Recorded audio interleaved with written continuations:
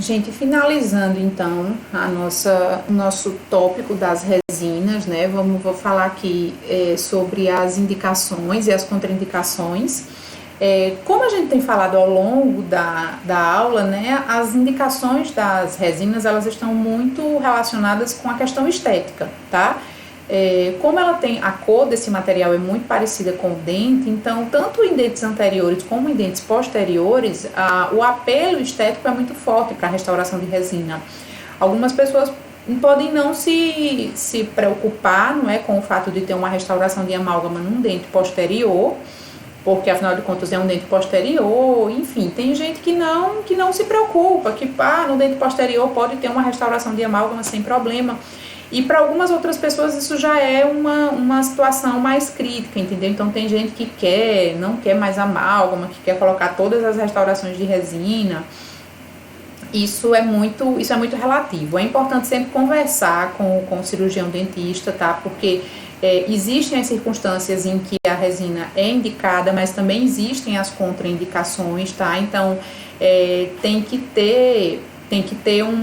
ter cuidado na hora de tomar essa decisão. Vou trocar todas as restaurações de amálgama por restaurações de resina, certo? Isso precisa ser avaliado pelo profissional, tá? Mas para além dessas questões estéticas, né, assim, de maneira geral, elas são utilizadas tanto em dentes descidos como em dentes permanentes, né, em dentes anteriores e posteriores, desde que a gente adeque, né, o melhor tipo de resina, se ela é uma resina microparticulado, se ela é uma resina híbrida, né? É importante adequar o tipo de resina para o dente, se é anterior ou posterior, mas, de maneira geral, tanto para dentes descidos como para dentes permanentes, elas são bem utilizadas, tá? Existem outras situações mais específicas que é a realização de restaurações em circunstâncias de defeitos dentários, tá? Como hipocalcificação, atrição, que é aquele desgaste, tá, dos dentes. As pessoas que rangem os dentes com muita frequência acabam fazendo um desgaste mais acentuado da estrutura dentária. E aí, esse desgaste, ele pode, com o tempo, né, esse desgaste ele vai se tornando cada vez mais evidente e muitas vezes pode ser feita uma restauração de resina. A abrasão também é um desgaste do dente por outras alterações, e ainda nós temos anormalidades congênitas, tá? Como a melogênese, enfim, existem outras circunstâncias que podem requerer a realização de restaurações em resina, tá? Nesse caso aqui, nós temos uma hipocalcificação desse dente descido na região incisal aqui desse dente, tá? Então, essa restauração aqui, ou essa hipocalcificação aqui, ela pode ser facilmente restaurada com um material resinoso, com a resina composta, certo? Uma outra circunstância em que a resina é muito utilizada é no fechamento de diastemas, tá? Eu não sei se vocês já ouviram falar desse termo, mas os diastemas são essas áreas, esses espaços, digamos assim, entre os dentes. Algumas pessoas elas têm diastemas entre vários dentes e outras pessoas têm diastemas principalmente entre os incisivos anteriores aqui, tá? Entre esses dois dentes. Então, existem circunstâncias em que a gente fecha esse espaço aqui, olha, com uma restauração de resina, tá? Existem outras formas também, pode ser usado um material de porcelana, coroas, enfim, mas que são mais caros, certo? O fechamento de diastema com resina é uma opção satisfatória, tá? Quando bem executada, é uma opção bem satisfatória e também de um menor custo, certo? Também, por outra questão estética, né, existem pessoas que têm esse formato de dente aqui, tá? Que são os dentes conoides. O que a gente são microdentes, tá? Não sei se alguém conhece ou já viu, mas o incisivo lateral, ele erupciona muito pequenininho, tá? E ele tem até uma forma de cone, certo? Mas é um dente permanente que teve essa alteração aqui durante a sua formação e essa coroa ficou pequenininha. Quando a gente compara com esse outro incisivo lateral aqui, ó, esse é um incisivo lateral do lado esquerdo, e esse aqui é o incisivo lateral do lado direito da paciente, certo?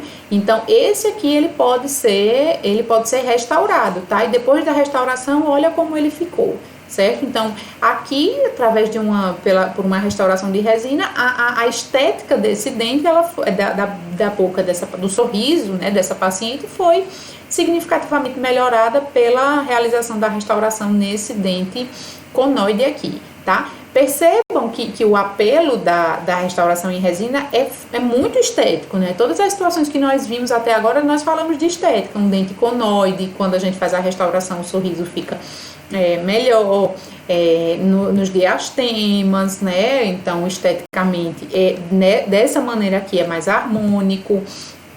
Aqui tem uma hipoplasia, a gente pode ter a impressão de que o dente fraturou, que quebrou um pedacinho, quando na verdade foi uma malformação da coroa dentária, né? Na hora que ele estava se formando, mas uma restauração aqui vai fazer, esteticamente, pode fazer diferença, tá?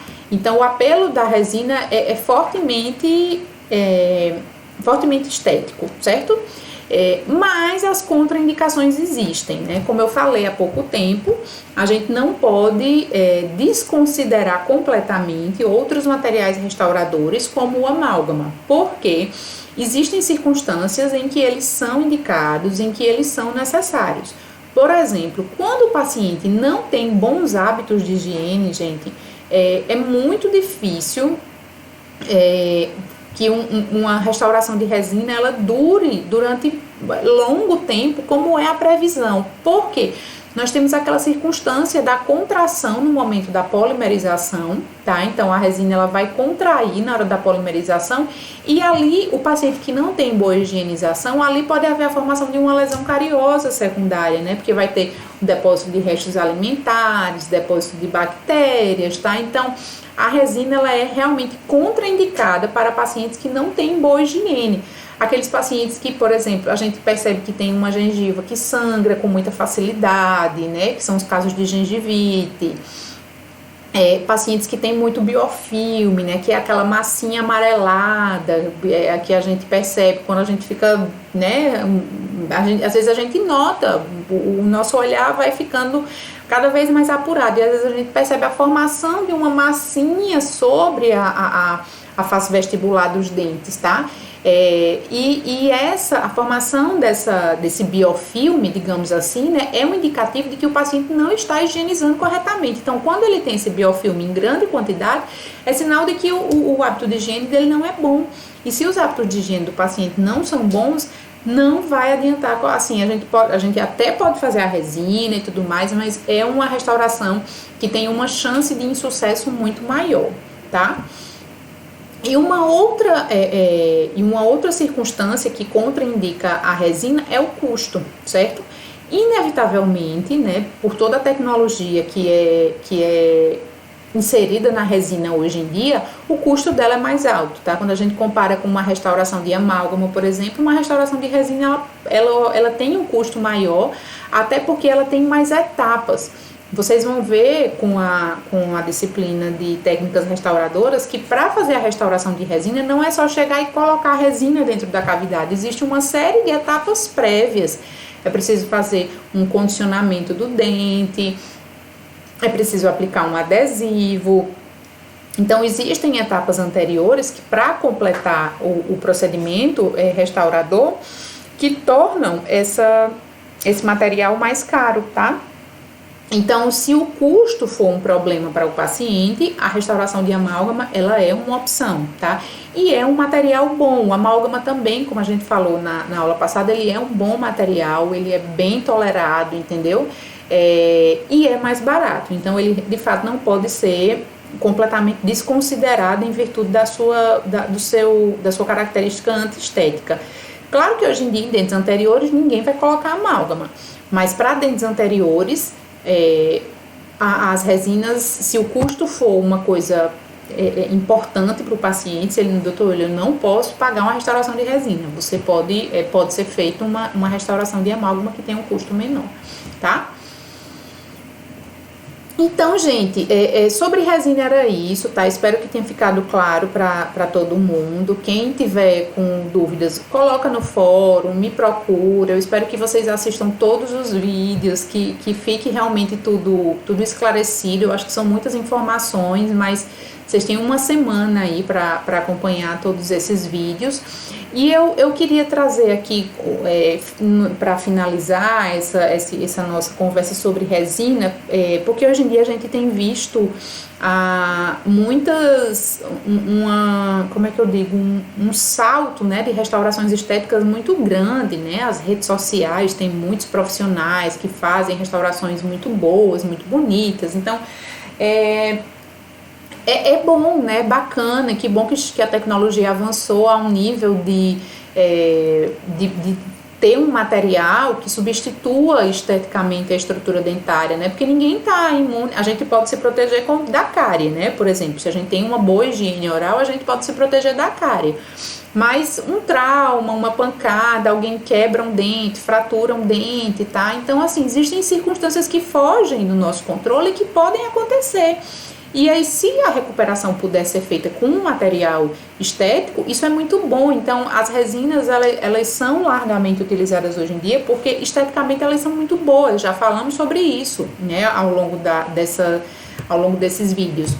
Mas é importante não desconsiderar a saúde bucal, tá? Hoje em dia nós vemos muitas, como eu falei, né? Existem muitos profissionais que são extremamente preocupados, né, com a estética, em fazer restaurações muito bonitas e que muitas vezes se esquecem da saúde bucal do paciente, né? Porque a estética é isso que a gente visualiza aqui, né? Num primeiro momento, a gente bate o olho e vê um sorriso bonito, né, dentes bem feitos e tudo mais, mas às vezes aquele paciente vai abrir a boca e quando a gente vê, né, em saúde bucal mesmo, é extremamente deficiente, né, um paciente que pode ter lesões de cárie, que tem alterações na gengiva, alterações, né, outros tipos de alterações. Então, a minha intenção é de estimular o pensamento crítico aqui, tá? Então, para além de toda essa beleza estética que as resinas proporcionam, a gente, enquanto profissionais da saúde, tá, a gente nunca pode se esquecer da saúde bucal em primeiro lugar, tá? A gente não pode esquecer de colaborar com a circunstância de saúde bucal propriamente dita, porque ela faz toda, se a gente conseguir unir a estética com a saúde bucal, ótimo, né? Acho que é o ideal, tá? Mas a gente não pode relevar a estética e deixar de lado a saúde bucal. Não adianta, não adianta você ter um sorriso lindo, né? Dentes perfeitos, facetas, lentes de contato, enfim, ou o que quer que seja, mas tendo uma saúde bucal comprometida, tá? Então é importante ficar atento a isso, tá? Então o que tá no Instagram, o que tá nas redes sociais é muito bonito, né? Sempre muito bem preparado, muito bem editado para ser divulgado. Mas a gente tem que considerar também a cavidade bucal como um todo. A gente não pode se encantar só com aquela estética, não. O nosso papel é de trabalhar com saúde bucal e isso a gente precisa manter os pés no chão, a gente precisa ter firmeza para trabalhar também pela saúde bucal, tá? Então eu espero que tenha ficado claro, né?